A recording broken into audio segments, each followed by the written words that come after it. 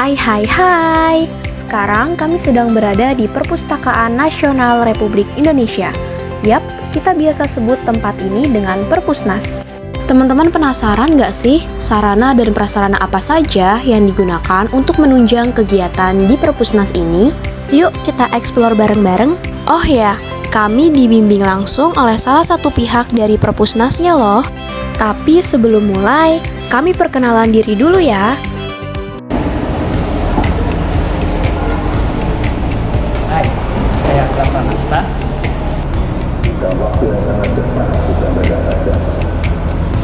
Hai, saya Anissa Nurwati. Saya Evi Salma. Hai, perkenalkan nama saya Revalina Mandaramli. Saya Nurtanjung Nilela Nida. Hai, saya Selvia Nuralifah.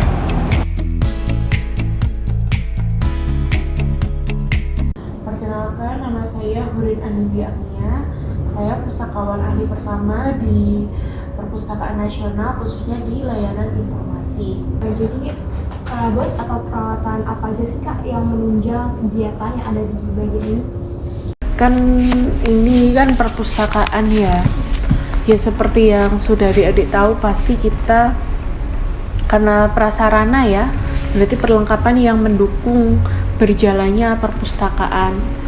Kalau perpustakaan pada umumnya yang jelas kita sudah pasti ada fasilitas yang seperti pada perpustakaan lainnya, seperti ya area baca yang dilengkapi dengan meja dan kursi, ruang diskusi, ruang baca khusus, terus area baca terbuka.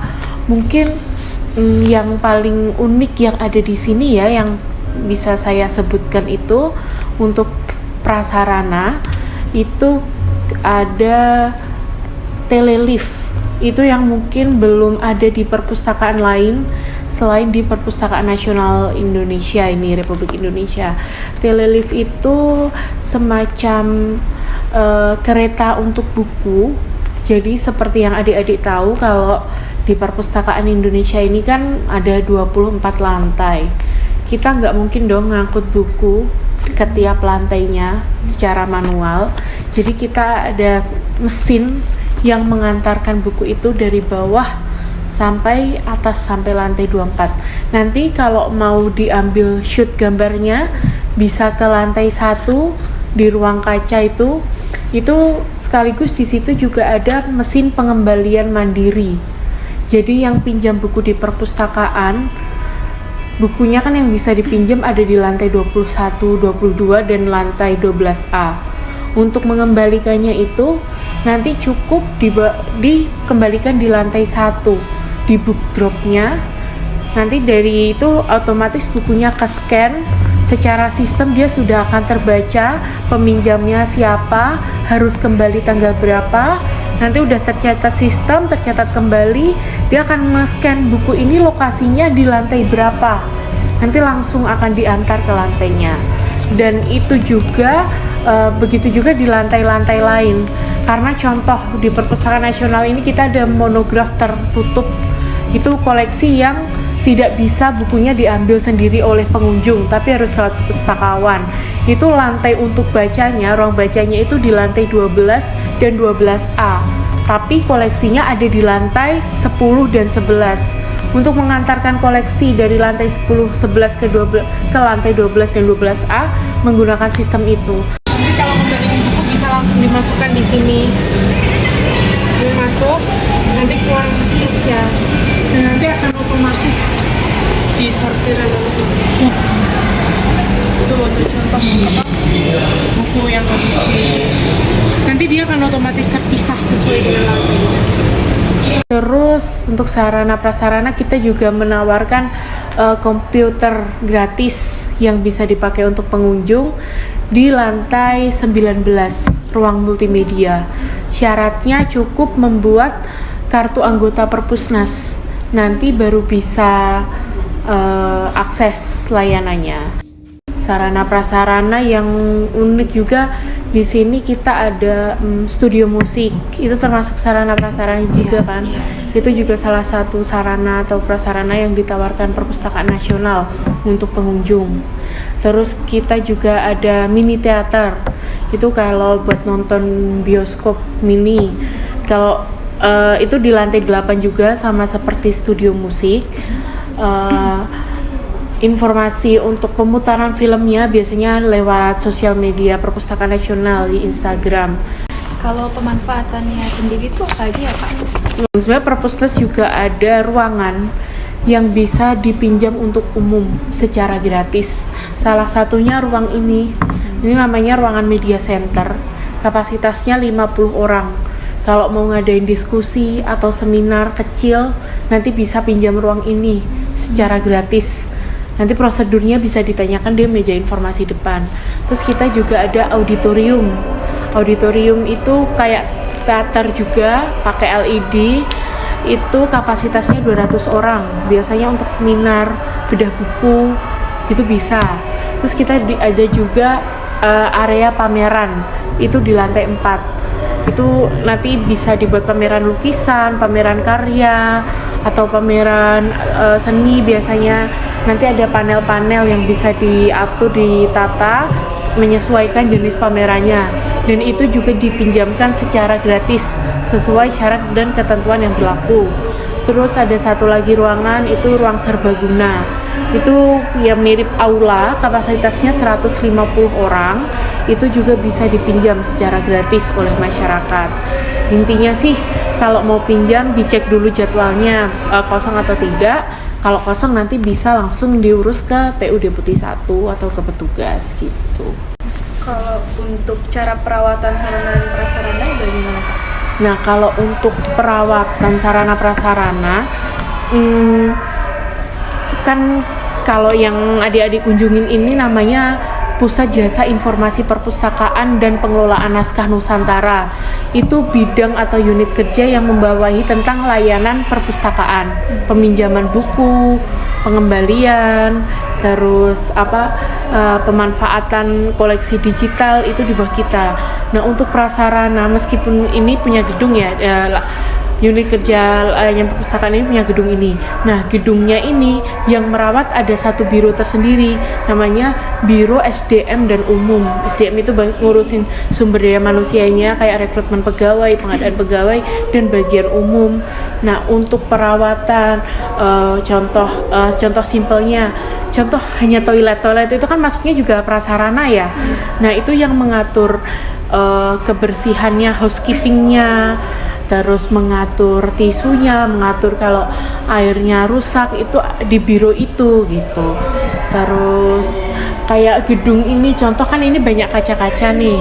Kaca-kaca ini yang mengatur biro itu. Jadi ada satu biro khusus yang memang menangani perawatan di Perpustakaan Nasional, baik itu di gedung ini, kan Perpustakaan Nasional ada 2 kantor tuh, tahu kan, yang satu di sini, satunya di Salemba, ya betul. Nah, baik yang di sini maupun yang di Salemba itu ada satu biro yang mengurusi semuanya, namanya bidang umum, itu yang mengatur segala ya kebutuhan gedungnya. Oh, jadi setiap bagiannya ada divisi khususnya ya Kak untuk mengurusi. Iya, betul. Jadi Perpustakaan Nasional itu terdiri dari 15 unit kerja. Nah, yang adik-adik kunjungin ini yang memang menangani tentang perpustakaan, maksudnya menangani tentang layanan perpustakaan, pusat jasa informasi itu tadi. Nah, yang lain ada macam-macam.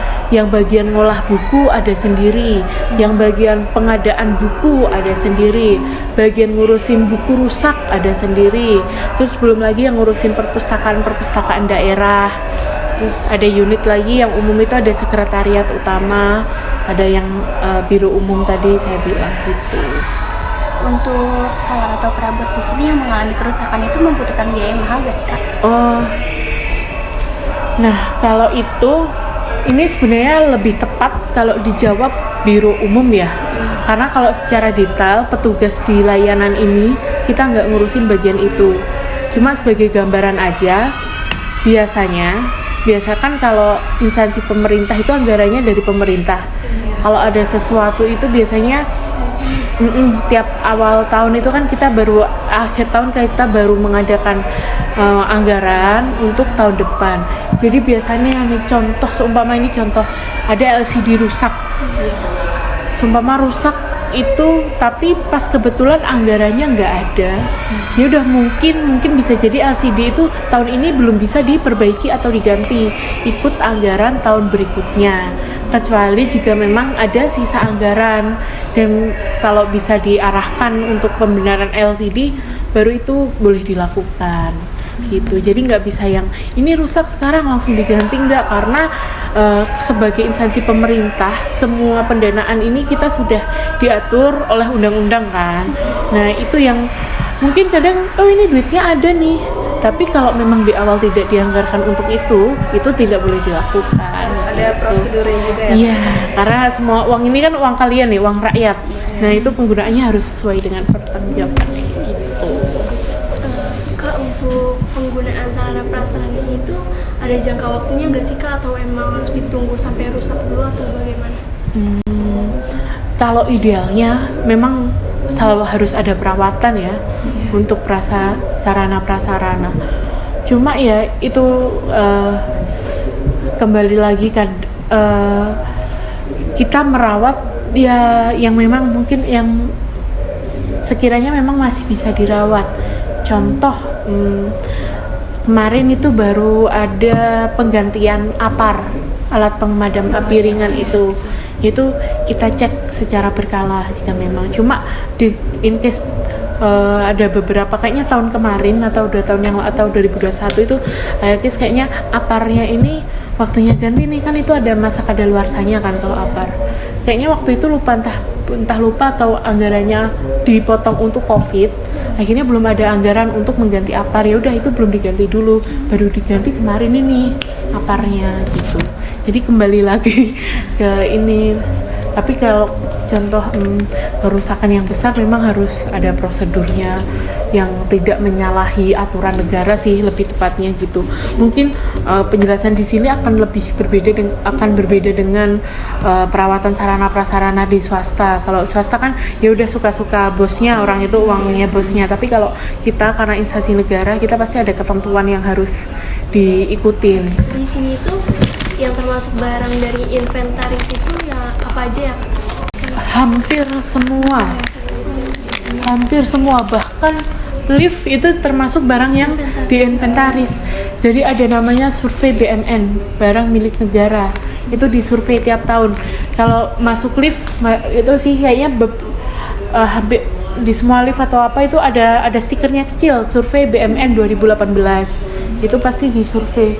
Sofa ini, kursi ini pun kayaknya juga harusnya ada stikernya barang milik negara. Dan komputer juga meskipun digunakan individu tetap harus didata kan ya, sama kecuali yang barang pribadi yang ditaruh kantor itu baru artinya semua inventarisasi. Kalau untuk di lantai dasar itu kan terdapat mesin untuk pendistribusian buku gitu. Seandainya mesin tersebut rusak, itu SOP-nya bagaimana ya Kak? Oh iya, nah itu kemarin juga habis kejadian tuh, bukan rusak sih tepatnya. Jadi mesin telelift ini dari Jerman ya produknya, dan kayaknya di dunia pun juga masih jarang. Di Asia kalau nggak salah baru 7 perpustakaan yang punya mesin ini. Kemarin ada sedikit bermasalah, bukan macet sih, karena udah lama tuh mesinnya jadi bunyinya lebih keras gitu. Kalau masih sifatnya minor kayak gitu, kita perawatannya sederhana aja, mungkin ditambahkan oli atau minyak mesin itu yang bisa kita lakukan. Tapi seumpama pun memang benar-benar rusak, kita lihat dulu. Biasanya itu 5 tahun sekali kan ada pengecekan secara mayor itu. Nah itu kalau perlu diperbaiki ya akan kita perbaiki, dan dianggarkannya juga di awal tahun, di akhir tahun menuju awal tahun. Seumpama nih 2023 rusak nih, karena anggaran untuk servisnya gede, mungkin itu akan diperbaiki di 2024, jadi masuk anggarannya di tahun berikutnya nggak saat itu, nggak di tahun itu. Langsung yang di tahun itu paling cuma yang bisa dilakukan ya cuma servis-servis kecil kayak nambah olinya atau apa gitu. Kak, maaf, boleh gak kalau dijelasin prosedur pengadaan sarana prasarana yang rusak? Itu sebenarnya yang lebih detail sih di bagian umum ya. Cuma ini gambaran yang pernah dilakukan ya di sini, khususnya di Pusat Jasa Informasi Perpustakaan dan Pengelolaan Nusantara. Biasanya di awal tahun itu ada dari Biro Umum akan di pertengahan nih biasanya akan mengirimkan form barang-barang apa atau kebutuhan apa yang sekiranya perlu diperbaiki atau perlu diganti. Kita tulis tuh, komputer ini rusak apanya, terus ini butuh ini. Setelah di list nih untuk kebutuhan di sini, baru itu kita kirimkan ke Biro Umum. Nanti Biro Umum yang akan mengajukan, baru nanti entah perbaikannya yang tinggal nunggu dari sana. Contoh nih, kan di perpustakaan ada ini tulisan musola, toilet apa. Itu kemarin kayaknya pertengahan tahun kemarin itu juga baru saja dilakukan pendataan.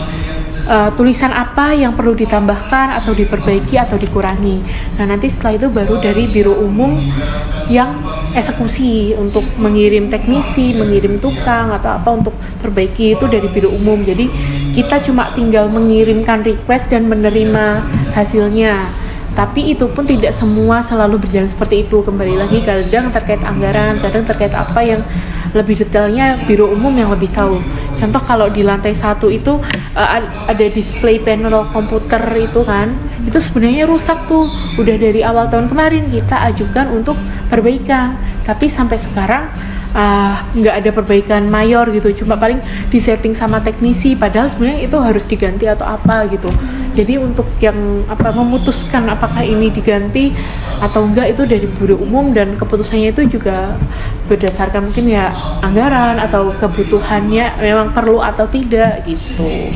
Kalau misal ada alat rusak tapi anggarannya belum turun, itu menghambat kegiatan banget ya Kak yang di sini? Iya, bisa dikatakan kayak gitu. Cuma ya itu tantangan kita bekerja di sini, gimana kita tetap bisa memberikan pelayanan yang maksimal kepada masyarakat meskipun ada keterbatasannya, entah itu nanti komputernya yang rusak atau printernya yang rusak gitu. Itu pintar-pintarnya kita. Cuma ini contoh printer di sini rusak, ya udah semua butuh ngeprint ya kita cari di lantai lain lah, minta tolong teman kita di lantai lain gitu. Yang penting jangan sampai mengganggu pelayanan kepada masyarakat gitu. Kemudian pernah ada nggak sih Kak kayak pengunjung yang datang ke sini terus sarana rusak gitu terus komplain gitu Kak? Iya, pasti ada. Kalau ini kalau yang akhir-akhir ini sebenarnya bukan sarana dan prasarana, tapi lebih ke layanan digital. Jadi website kita bermasalah. Ya sudah, itu komplain itu kita terima. Karena berhubungan dengan website mungkin akan bisa segera diperbaiki. Itu sudah kita teruskan ke unit kerja yang terkait, karena itu IT ya, kita ada namanya Pusat Data dan Informasi. Itu yang menangani bagian itu ya, yang memperbaiki di bagian itu. Nah, kalau untuk masalah komplain itu di Perpusnas sendiri juga sudah ada bidang yang menangani. Kalau di sini ada layanan pengaduan, ruangannya juga di sebelah. Jadi nanti kalau ada komplain apa terkait layanan bisa di situ, atau bisa langsung melalui saluran yang disediakan oleh pemerintah melalui Kementerian Pan-RB, itu namanya Span Lapor. Pokoknya sistem pelayanan pelaporan apa gitu, itu bisa dicek melalui website lapor.go.id. Jadi kalau ada kendala apapun bisa disampaikan di situ, dan itu resmi dari pemerintah, nanti akan diterima dari pusat dan akan diteruskan ke semua instansi, baik kementerian, lembaga, pemerintah daerah. Jadi udah satu data gitu.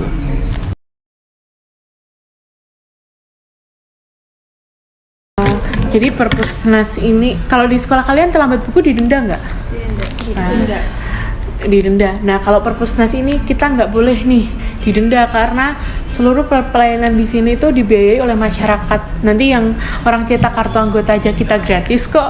Apalagi kayak gitu, kita nggak boleh menerima uang selain yang memang diperbolehkan oleh negara dari masyarakat.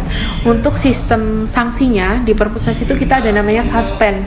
Jadi semua pinjam buku terlambat 5 hari nanti akan suspend selama 5 hari. Jadi selama 5 hari tidak boleh meminjam buku dan di hari ke-6 akan otomatis aktif kembali. Tapi kok sampai buku itu sama sekali nggak kembali, itu bisa jadi pidana karena buku-buku di Perpusnas ini itu merupakan barang milik negara, inilah nanti kalau ngilangin buku ya sama kayak korupsi aja, mencuri barang milik negara gitu. Ada itu undang-undangnya, bisa dibaca nanti, cari aja di internet undang-undang perpustakaan seperti itu. Sebenarnya terima kasih banyak pada Kak Nurin ya Iya. yang telah menjelaskan kepada kami dan telah memberikan informasi mengenai sarana prasarana yang ada di Perpustakaan Nasional ini. Oh iya, terima kasih. Nanti setelah ini bisa langsung keliling mandiri ya sampai atas